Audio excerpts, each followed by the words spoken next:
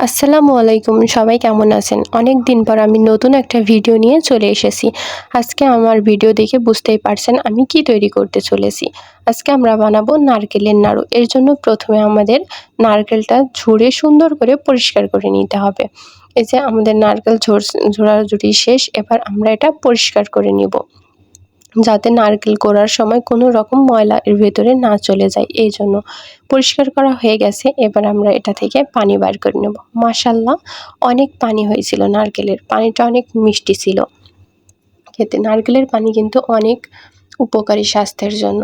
তো এই যে নারকেল কাটা শেষ, এবার আমরা নারকেল কুড়িয়ে নেব। নারকেল কুড়া কিন্তু অনেক কষ্ট, তো কি আর করার, তাও কুড়ে নিয়েছি নারকেল।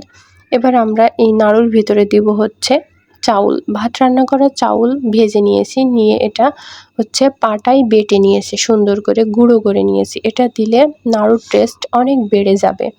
এবার আমাদের সব কিছু রেডি করা হয়ে গেছে, চুলার পাড়ে চলে এসেছি। এই যে নারকেল দিয়ে দিয়েছি, এবার এখানে ফ্লেভারের জন্য দিয়েছি এলাচ, দারচিনি আর আখের গুড় দিয়েছি। আখের গুড় দিলে টেস্টটা অনেক বেশি বেড়ে যায় নাড়ুর।